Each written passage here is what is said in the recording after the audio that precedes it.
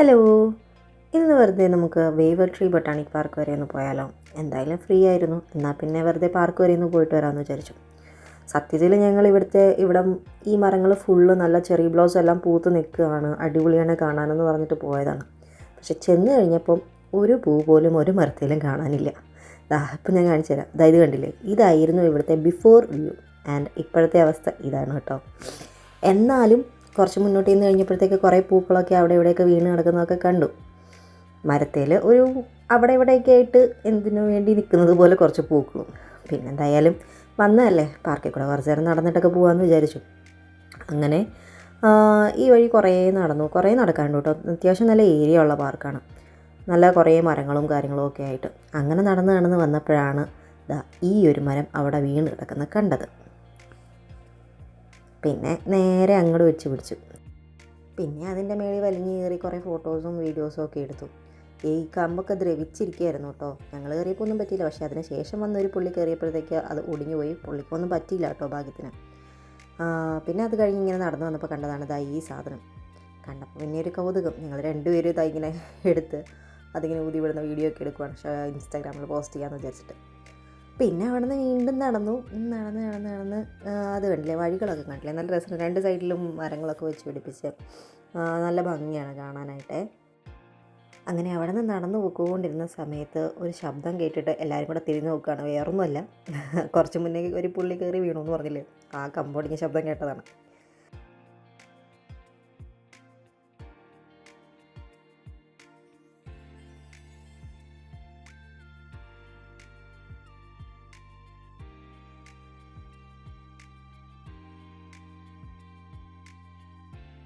പിന്നെ ഇവിടെ കുറേ ആൾക്കാർ ഫ്രീ ടൈമിൽ ക്രിക്കറ്റ് കളിക്കാനും ഫുട്ബോളും പിന്നെ അല്ലെങ്കിൽ വോളിബോളൊക്കെ കളിക്കാനായിട്ട് ഒത്തിരി ആൾക്കാർ ഇവിടെ വന്ന് കളിക്കുന്നൊക്കെയാണ്. ഞങ്ങളിങ്ങനെ അതൊക്കെ നോക്കി നിൽക്കുവാണ്.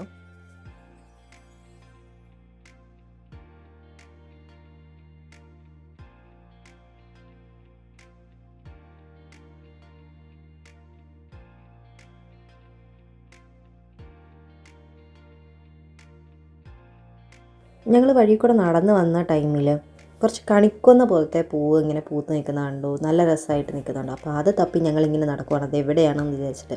അപ്പോൾ അത് പോയിട്ട് അതിൻ്റെ അവിടെ നിന്നിട്ട് കുറച്ച് ഫോട്ടോസും വീഡിയോസും ഒക്കെ എടുക്കാമെന്ന് പറഞ്ഞിട്ട് അതും തപ്പി ഇങ്ങനെ പോണ വഴിയാണ് കേട്ടോ. അങ്ങനെ നടന്നു പോയിക്കൊണ്ടിരുന്നപ്പോഴാണ് അവിടെ നടക്കാൻ വന്ന ആൾക്കാർ കൂടെ ഉണ്ടായിരുന്നത്. ചെറിയ പട്ടിക്കുഞ്ഞിൻ്റെ പേരൊന്നും എനിക്കറിയത്തില്ല. അതെൻ്റെ കാലിൻ്റെ ഇടവഴി ഇങ്ങനെ ചുറ്റി നടക്കായിരുന്നു. എനിക്ക് പേടിയാണ് ഈ സാധനത്തിനെയൊക്കെ. ഇഷ്ടമാണ്, കാണാൻ ഇഷ്ടമാണ്, പക്ഷേ എന്നാലും പേടിയുണ്ട് ഉള്ളിൽ. പണ്ട് വിച്ചുവിൻ്റെ വീട്ടിൽ, അതായത് കല്യാണം കഴിഞ്ഞ് ചെന്ന സമയത്ത് വിച്ചുവിൻ്റെ വീട്ടിലൊരു പഗ് ഉണ്ടായിരുന്നു, ഒരു ബ്ലാക്ക് കളർ പഗ്. ലൂണ എന്നായിരുന്നു അതിൻ്റെ പേര്. ലൂണയെ മാത്രമേ ഉള്ളൂ ഞാൻ ശരിക്കും ഒന്ന് കളിപ്പിച്ചിട്ട് അടുത്ത് എടുത്തിട്ടും ഒക്കെ ഉള്ളൂ കേട്ടോ.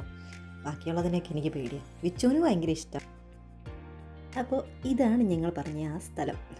കണിക്കൊന്ന പോലത്തെ കുറേ പൂക്കൾ നിൽക്കുന്നുണ്ടെന്ന് പറഞ്ഞാൽ നമുക്ക് കറക്റ്റ് നമ്മുടെ കണിക്കൊന്ന പോലെ തന്നെ. പക്ഷേ പൂവിന് ചെറിയൊരു, അതായത് നമ്മുടെ കണിക്കൊന്നേക്കാട്ടിലും കുറച്ചുകൂടെ ചെറുതാണ് പൂവ്, എങ്കിലും കറക്റ്റ് അതുപോലെ തന്നെയാണ് കേട്ടോ. അതിൻ്റെ ഇലയൊക്കെ അതേപോലെ തന്നെയാണ്.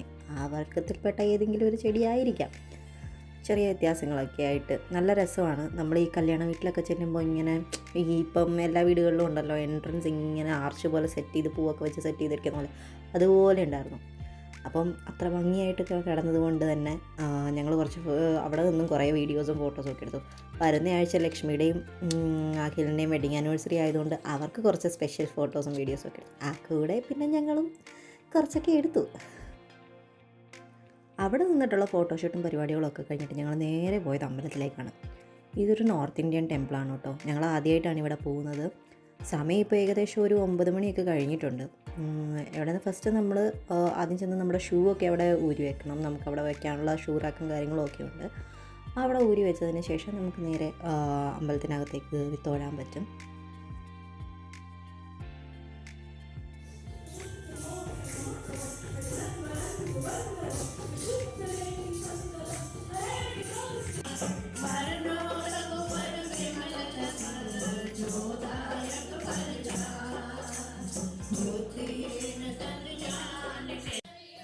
പിന്നെ അവിടെ ഇരുന്ന് കുറച്ച് നേരം മനസ്സൊക്കെ ഒന്ന് റിലാക്സ് ചെയ്ത് നന്നായിട്ടൊന്ന് പ്രാർത്ഥിച്ചു. ഭജനയും പ്രാർത്ഥനകളും ഒക്കെ നന്നായിട്ട് കൂടി നന്നായി പ്രാർത്ഥിച്ചു.